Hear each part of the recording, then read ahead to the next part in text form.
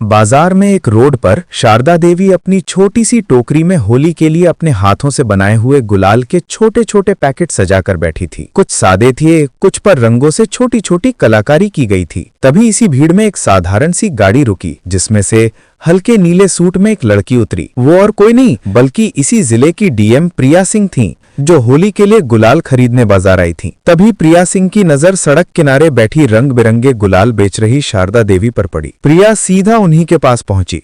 जमीन पर बैठते हुए उसने मुस्कुराकर पूछा, अम्मा, ये गुलाल कैसे दे रही हैं?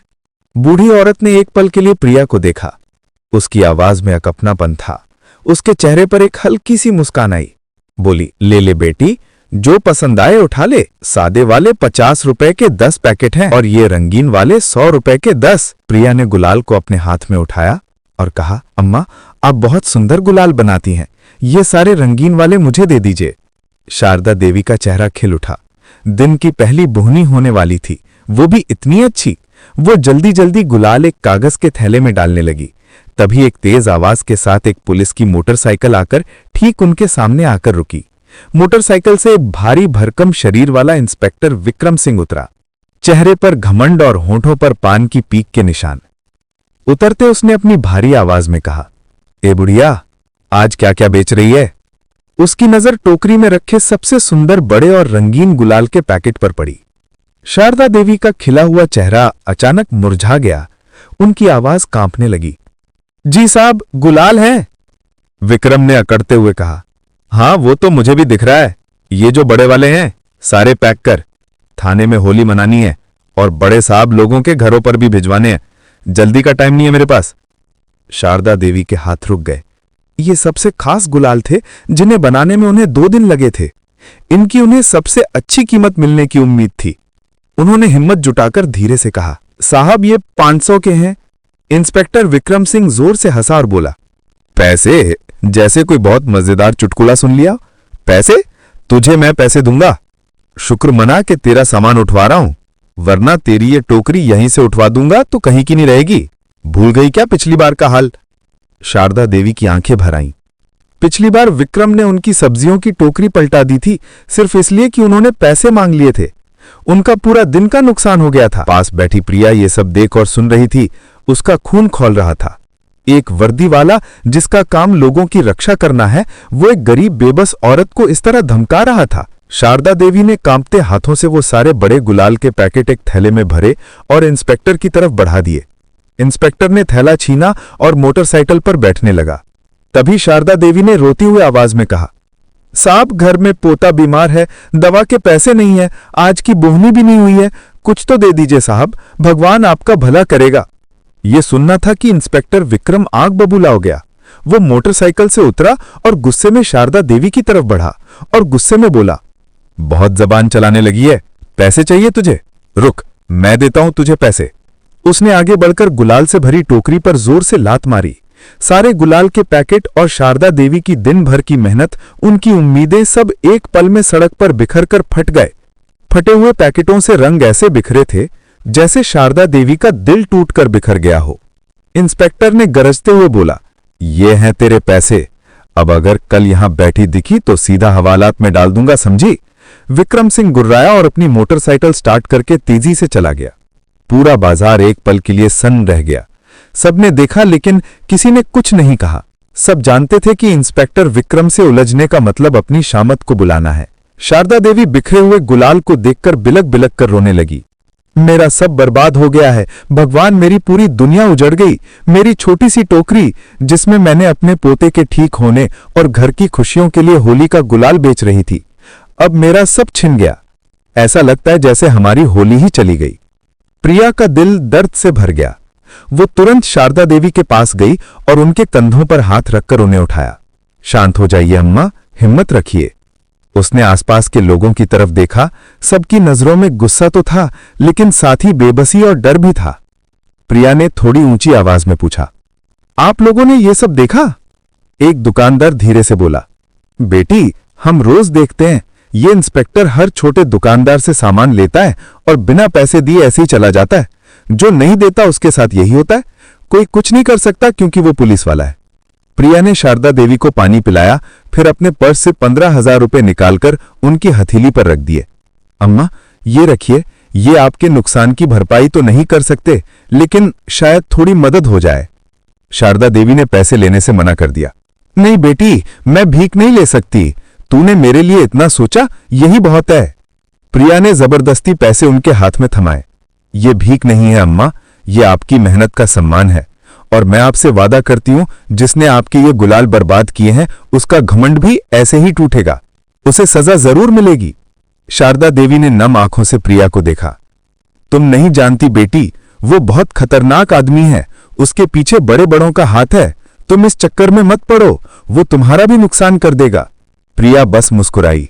आप मेरी चिंता मत कीजिए अम्मा, बस आप मुझे अपना पता बता दीजिए। थोड़ी हिचकिचाहट के बाद शारदा देवी ने उसे अपनी झोपड़ी से बने घर का पता बताया। प्रिया ने वादा किया कि वो कल उनसे मिलने आएगी और वहां से चली गई, लेकिन उसका दिमाग अब शांत नहीं था। उसके अंदर एक तूफान चल रहा था। एक जालिम इंस्पेक्टर और डरे हुए लोग और बिखरे हुए गुलाल, ये तस्वीर उसकी आंखों के सामने से हटी नहीं रही थी। अगले दिन सुबह प्रिया ऑफिस पहुंची, लेकिन आज वो अपनी डीएम वाली कुर्सी पर नहीं बल्कि एक मिशन पर थी। उसने सबसे पहले शहर की एएसपी नेहा शर्मा को फोन किया। नेहा एक तेज तर्रार और ईमानदार आईपीएस ऑफिसर थी। प्रिया और नेहा की अच्छी दोस्ती भी थी। नेहा, मैं प्रिया बोल रही हूं, एक बहुत जरूरी काम है, क्या तुम 10 मिनट में मेरे ऑफिस आ सकती हो? प्रिया की आवाज में एक गंभीरता थी। ठीक 10 मिनट बाद एएसपी नेहा शर्मा प्रिया के केबिन में थी। सब ठीक तो है? तुम बहुत टेंशन में लग रही हो। प्रिया ने उसे कल बाजार में हुई पूरी घटना बताई। कैसे इंस्पेक्टर विक्रम सिंह ने उस बूढ़ी औरत के साथ बदतमीजी की और उसके सारे गुलाल बर्बाद कर दिए। सब सुनकर नेहा की आंखों में भी गुस्सा उतर आया। विक्रम सिंह की शिकायतें पहले भी आई हैं, लेकिन कभी कोई पुख्ता सबूत नहीं मिला। वो बहुत शातिर है, नेहा ने कहा, और उसके ऊपर एक लोकल नेता एमएलए राकेश तिवारी का हाथ है, इसलिए उस पर कोई सीधी कार्रवाई करना मुश्किल है। मुझे पता है, प्रिया ने कहा, इसलिए मैं उसे हाथों पकड़ना चाहती हूं। मेरे पास एक प्लान है, लेकिन इसमें मुझे तुम्हारी मदद चाहिए होगी। प्रिया ने अपना पूरा प्लान नेहा को समझाया। प्लान सुनकर नेहा की आंखों में एक चमक आ गई। जबरदस्त प्लान है, ये काम आज ही होगा। मैं अपनी सबसे भरोसेमंद टीम को इस काम पर लगाती हूं। तुम चिंता मत करो, आज विक्रम सिंह का कानून से सामना जरूर होगा। शाम ढल रही थी। बाजार फिर से सज चुका था। शारदा देवी आज डर के मारे बाजार नहीं आई थीं, लेकिन प्रिया के वादे पर उन्हें थोड़ा भरोसा था। उधर बाजार में कल वाली जगह पर आज एक ठेला लगा हुआ था। ठेले पर रंग बिरंगी छोटे बड़े होली के पिचकारी और बाल्टी सजे थे, और ठेले के पीछे एक 40 साल की औरत खड़ी थी और उसके साथ एक लड़का भी था जो ग्राहकों को सामान दिखा रहा था। ये कोई और नहीं बल्कि एसपी नेहा की टीम के 2 पुलिसकर्मी रेखा और राजेश थे, जो भेस बदलकर वहां मौजूद थे। बाजार में सब्जी वाले, चाय वाले और दूसरे ग्राहकों के रूप में भी कई पुलिसकर्मी फैल चुके थे। हर किसी के पास एक छिपा हुआ माइक्रो कैमरा और ईयरपीस था। प्रिया और एसपी नेहा पास ही एक गाड़ी में बैठे थे, जिसमें से बाजार का हर कोना साफ दिख रहा था।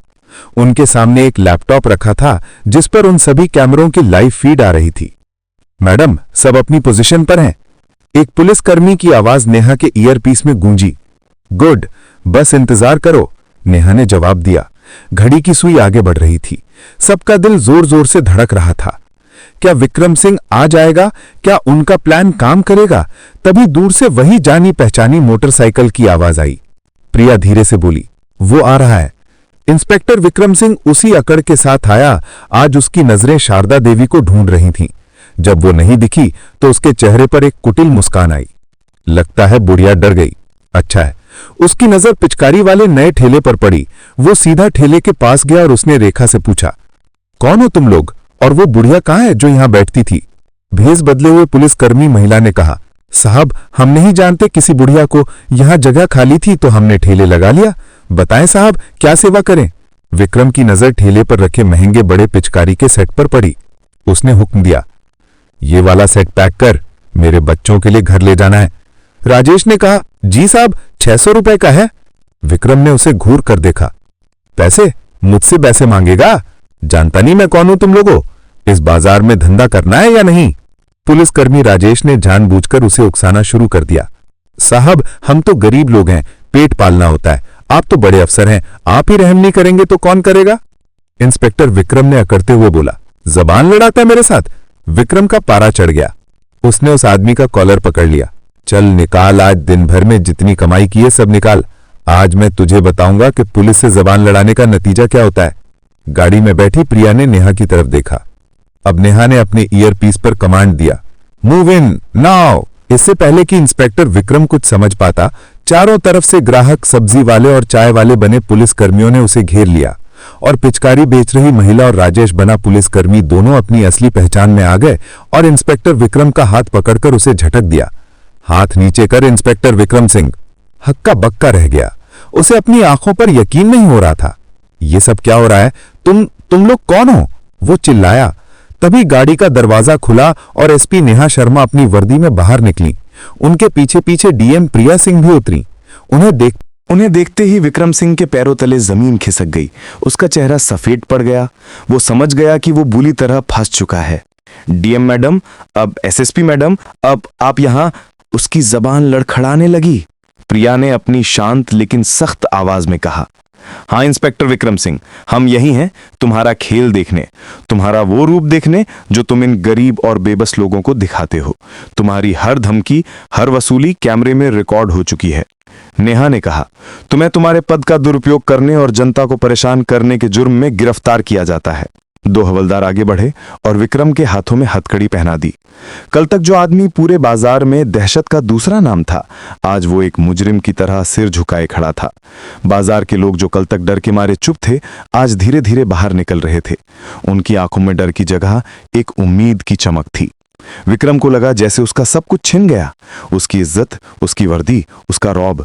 लेकिन वो इतनी आसानी से हार मानने वालों में से नहीं था। उसके दिमाग में बिजली की तरह अपने आखिरी सहारे का नाम कौंधा, एमएलए राकेश तिवारी। जैसे ही पुलिस उसे जीप की तरफ ले जाने लगी, वो जोर से चिल्लाया, रुक जाओ, तुम लोग बहुत बड़ी गलती कर रहे हो। तुम जानते नहीं कि मेरे पीछे किसका हाथ है। मैं अभी एमएलए साहब को फोन करता हूं, 1 मिनट में तुम सबकी वर्दी उतरवा दूंगा। उसने अपनी जेब से फोन निकालने की कोशिश की। नेहा ने इशारा किया और एक हवलदार ने उसका फोन छीन लिया। लेकिन विक्रम की धमकी ने हवा में एक नया तनाव घोल दिया था। सब जानते थे कि एमएलए राकेश तिवारी कितना दबंग और पहुंच वाला नेता है। वो अपने आदमी को बचाने के लिए कुछ भी कर सकता है, किसी भी हद तक जा सकता है। फिर तुरंत उसी पल प्रिया के हाथ में रखे फोन की घंटी बजी। स्क्रीन पर जो नाम चमक रहा था, उसे देखकर प्रिया और नेहा दोनों एक पल के लिए चौंक गईं। Caller ID MLA Rakesh Tiwari. Priya ने नेहा की तरफ देखा। नेहा की आंखों में चिंता की एक लकीर थी। पूरे बाजार में एक अजीब सी खामोशी छा गई थी। उधर से एक भारी आवाज आई, डीएम साहिबा, मैं विधायक राकेश तिवारी बोल रहा हूं। सुना है तुमने मेरे एक आदमी इंस्पेक्टर विक्रम सिंह को पकड़वा लिया है। ये क्या मजाक है? अभी के अभी उसे छोड़ दो, वरना याद रखना तुम्हारा ये तबादला सिर्फ जिले तक ही सीमित नहीं रहेगा। मैं जानता हूं तुम अपने तबादलों से कितना डरती हो। मैं तुम्हें तुम्हारे घर के तहखाने तक पहुंचा सकता हूं, जहां तुम अपने घर वालों के साथ रह के अपना जीवन गुजारोगी। मेरी शक्ति का अंदाजा तुम्हें है ही नहीं। ये होली का तोहफा है मेरी तरफ से। अभी उसे छोड़ दो, वरना कल की सुबह तुम्हारे लिए नहीं होगी। विक्रम सिंह की शैतानी मुस्कान और गहरी हो गई। बाजार के लोग डर से सहम गए, क्योंकि वे जानते थे कि राकेश तिवारी की पहुंच कहां तक है। प्रिया ने आंखें बंद की और अपनी सारी घबराहट को एक पल में इकट्ठा किया। जब उसने दोबारा बोलना शुरू किया तो उसकी आवाज बर्फ की तरह ठंडी और लोहे की तरह मजबूत थी। एमएलए राकेश तिवारी जी, प्रिया ने कहा, पहले तो मैं आपको बताना चाहूंगी कि मैं प्रिया सिंह हूं और मैं किसी के तबादले या धमकी से डरने वाली नहीं हूं। और दूसरा, इंस्पेक्टर विक्रम सिंह अब आपका आदमी नहीं, बल्कि कानून की हिरासत में एक अपराधी है। उसने एक गरीब बेबस बूढ़ी औरत का गुलाल बर्बाद किया है, उसकी मेहनत को रौंदा है और जनता से अवैध वसूली की है। और मेरे पास आपके भी सारे सबूत हैं। एमएलए राकेश तिवारी का गुस्सा फौरन उन पर जोरदार दहाड़ बनकर फटा। सबूत? कौन से सबूत? मैं जानता हूं ये तुम्हारी और तुम्हारी दोस्त एसपी की कोई चाल है। तुम दोनों को मैं देख लूंगा। तुम दोनों ने मेरी इज्जत पर हाथ डाला है। तुम्हारी नौकरी खा जाऊंगा। मैं अभी मुख्यमंत्री जी को फोन कर रहा हूं। प्रिया ने एक पल भी नहीं गवाया। वो जानती थी कि उसे अब पलटवार करना होगा। आप उनसे फोन जरूर कीजिए, प्रिया ने कहा, लेकिन फोन करने से पहले मेरी एक बात सुन लीजिए। आपको याद है कुछ महीने पहले आपके खिलाफ अवैध खनन की फाइल दबी हुई थी? एमएलए राकेश तिवारी की आवाज अचानक धीमी पड़ गई। तुम क्या बकवास कर रही हो? प्रिया ने कहा। मैं बकवास नहीं कर रही हूं। वो फाइल अभी भी मेरे दफ्तर के लॉकर नंबर 5 में सुरक्षित है और उसकी एक कॉपी एसपी नेहा शर्मा के पास भी है। अगर इंस्पेक्टर विक्रम सिंह को 24 घंटे के अंदर सस्पेंड नहीं किया गया और उस पर आईपीसी की उचित धाराएं नहीं लगाई गईं, तो वो फाइल कल सुबह 10 बजे मीडिया और विजिलेंस विभाग के पास होगी और तब एमएलए साहब आपकी राजनीति ही नहीं बल्कि आपकी आजादी भी खतरे में होगी। प्रिया ने फोन को काट दिया और अपनी जीत पर किसी भी तरह की प्रतिक्रिया दिए बिना सीधे नेहा की तरफ देखा। इंस्पेक्टर विक्रम सिंह का मुंह खुला का खुला रह गया। उसकी शैतानी मुस्कान गायब हो चुकी थी। उसे समझ आ गया था कि उसका आखिरी सहारा भी टूट गया। नेहा ने गर्व से प्रिया के हाथ को थपथपाया। वेल डन प्रिया, अब इसे यहां से ले चलो। पुलिस इंस्पेक्टर विक्रम सिंह को जीप में बिठाकर थाने ले गई। बाजार के लोग प्रिया और नेहा को देखकर तालियां बजाने लगे। डर का माहौल अब आजादी और जीत की खुशी में बदल चुका था। होली के एक दिन पहले शाम को डीएम प्रिया सिंह और एसपी नेहा शर्मा दोनों सादे कपड़ों में शारदा देवी की छोटी सी झोपड़ी के पास पहुंची। शारदा देवी ने उन्हें अंदर आने के लिए कहा। अंदर उनका 14 साल का पोता, जो अब थोड़ा स्वस्थ लग रहा था, अपनी टूटी हुई खाट पर लेटा था। प्रिया ने मुस्कुराते हुए कहा, अम्मा, हम आपके लिए कुछ लाए हैं, ये देखिए। उन्होंने हाथ में एक बड़ा सा पैकेज बढ़ाया। इसमें नया सुंदर गुलाल और पोते के लिए सुंदर कपड़े और उसकी दवाइयां थीं। शारदा देवी ने पैकेट को लिया और उनकी आंखें भर आईं। तुमने मेरी सुनी बेटी, भगवान तुम्हारा भला करे। नेहा ने हंसते हुए कहा, अम्मा, हमने देखा कि आपने गुलाल बेचने की जगह छोड़ दी। अब आपको कोई परेशान नहीं करेगा। हमने उस इंस्पेक्टर को सस्पेंड कर थाने में बंद कर दिया है। अब आपको चिंता करने की कोई बात नहीं। शारदा देवी उनकी बात सुनकर बहुत खुश हुईं। उनकी आंखों में आंसू थे, लेकिन ये आंसू अब खुशी और सम्मान के थे। फिर प्रिया और नेहा ने झोपड़ी के आंगन में शारदा देवी के लिए रंगोली बनाई। रंगोली में नीले, गुलाबी, पीले और हरे रंग के फूलों और रंग बिरंगे गुलाल से सुंदर डिजाइन बना। शारदा देवी ने भी गुलाल की खुशबू सजाई और झोपड़ी के अंदर हल्की हल्की खुशबू और रंग फैल गए। बेटियां, शारदा देवी ने सिसकते हुए कहा, आपने सिर्फ मेरे गुलाल ही नहीं संवारे, आपने मेरी मेहनत का सम्मान बढ़ाया। अब मुझे सचमुच न्याय और खुशियों की होली महसूस हो रही है। प्रिया और नेहा ने शारदा देवी को गले लगाया। बाहर झोपड़ी के द्वार पर, झोपड़ी के अंदर गुलाल की खुशबू और रंगोली ने माहौल रंगीन कर दिया था। खुशी खुशी पैकेट लेकर रंगोली और गुलाल की तारीफ करते हुए दोनों वापस अपने अपने घर की ओर चल पड़ी और अगले दिन अपने घरों में परिवार के साथ बैठकर उन्होंने खुशी खुशी होली मनाई। तो दोस्तों, ये कहानी केवल मनोरंजन और शिक्षा के उद्देश्य से बनाई गई है। इसमें दिखाए गए सभी पात्र, घटनाएं और संवाद काल्पनिक हैं। किसी भी वास्तविक व्यक्ति, संस्था या घटना से इनका कोई संबंध नहीं है। कृपया इसे केवल कहानी के रूप में देखें और इसका आनंद लें। हम किसी की भावनाओं को ठेस पहुंचाना नहीं चाहते। अगर आपको ये कहानी पसंद आई हो तो इसे लाइक करें और ज़्यादा से ज़्यादा लोगों तक शेयर करें। कमेंट करके बताएं कौन सा कदम सबसे अच्छा लगा और हमारे चैनल को सब्सक्राइब करना ना भूलें, क्योंकि हम आपके लिए ऐसे ही प्रेरणादायक कहानियां लाते रहेंगे। धन्यवाद।